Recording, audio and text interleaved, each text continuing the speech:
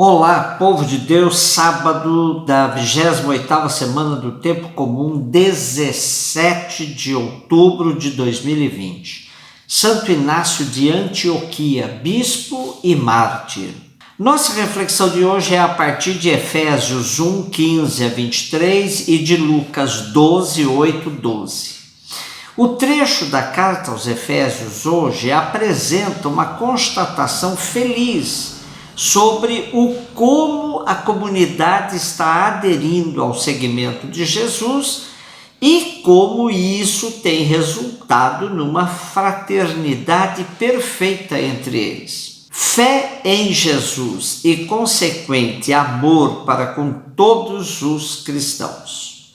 O autor diz que continuará pedindo ao Deus de nosso Senhor Jesus Cristo, Pai da Glória, uma lista de coisas fundamentais para que a comunidade continue sendo abençoada e cresça em todos os sentidos. Vejamos o que ele pede: espírito de sabedoria, conhecimento de nosso Senhor, luz aos olhos do coração, compreensão da esperança a qual foram chamados, consciência da herança reservada aos santos, suprema grandeza do poder de Deus aos que abraçaram a fé.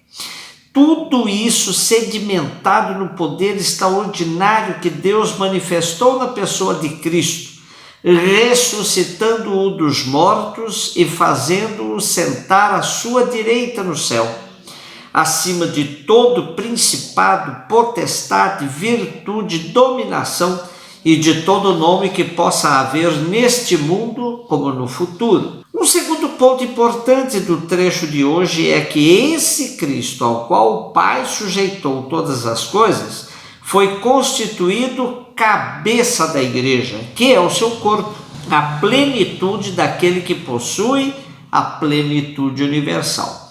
Esse tema da plenitude, que se refere a Jesus em grego, é pleroma, é mais bem desenvolvido em Colossenses, mas quer afirmar a grandeza infinita de Deus, ao qual o Pai concedeu todo o poder e toda a glória.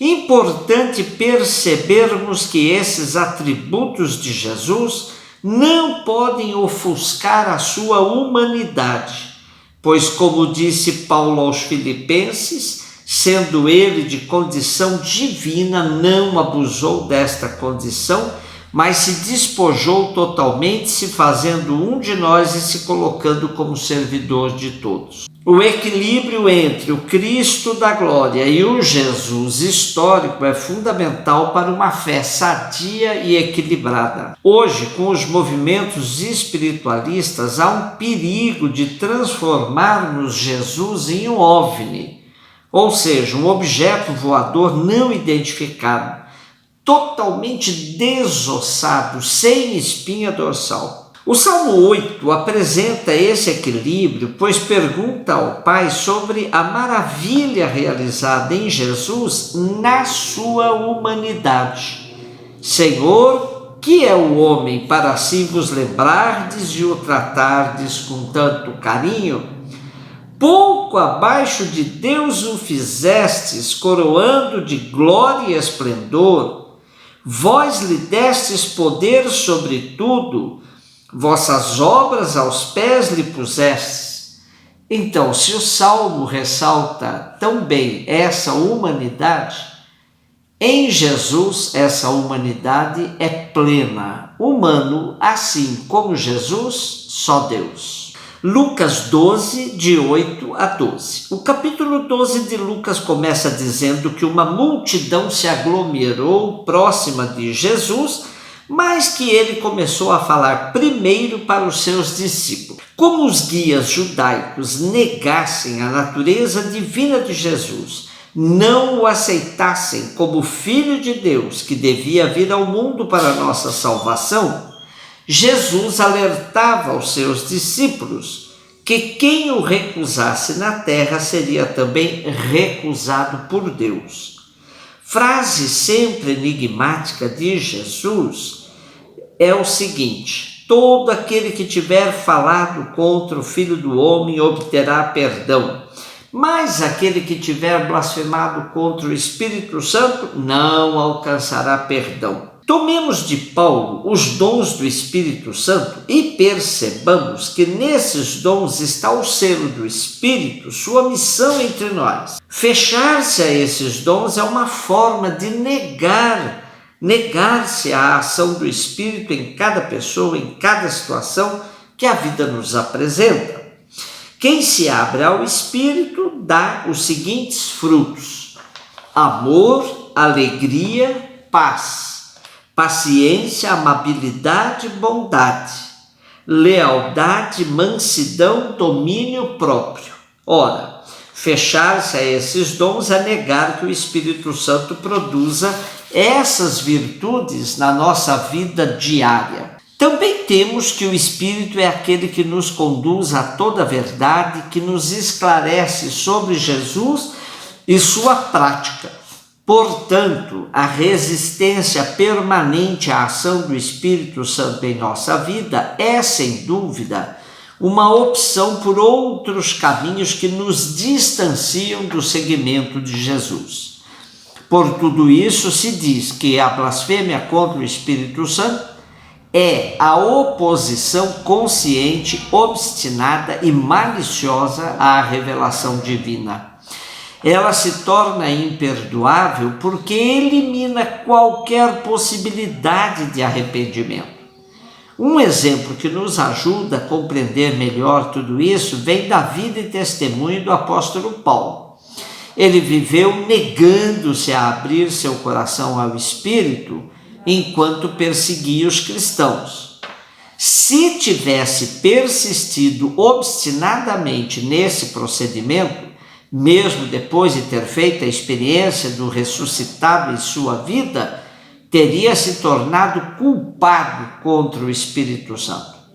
Ao abrir-se à ação do Espírito em sua história, mostrou que é possível reverter uma situação totalmente desfavorável e se tornar um seguidor fiel de Jesus.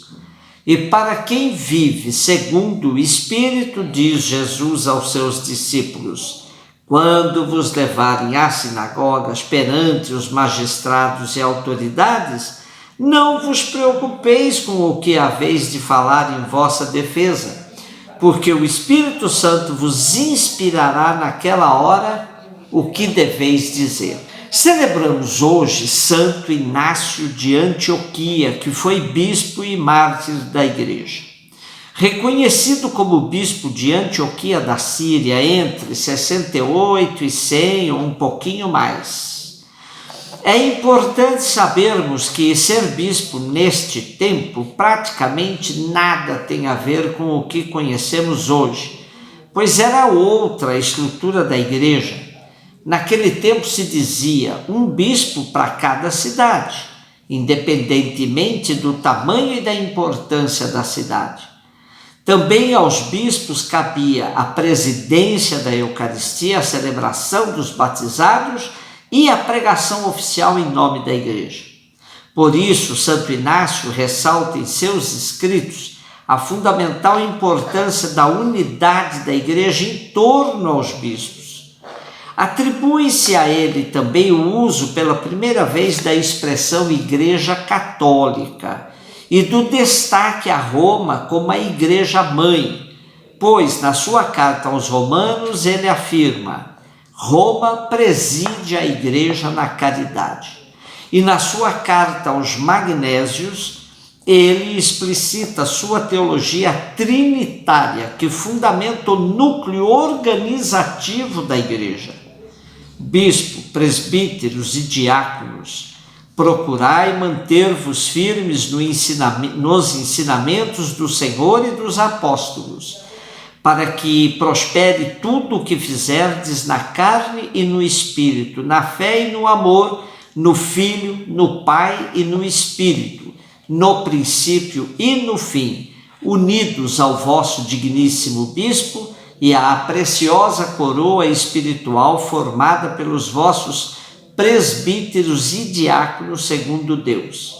Sejam submissos ao bispo e também uns aos outros, assim como Jesus Cristo se submeteu na carne ao Pai, e os apóstolos se submeteram a Cristo, ao Pai e ao Espírito, a fim de que haja união, tanto física quanto espiritual.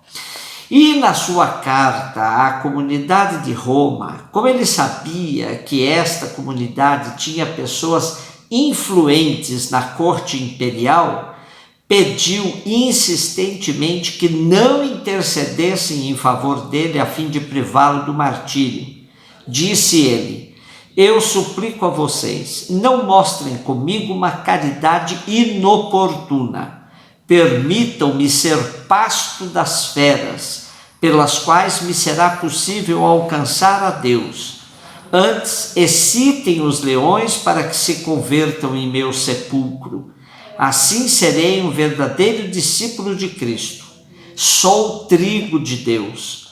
Quero ser triturado e moído pelos dentes das feras, a fim de me converter em pão puro de Cristo.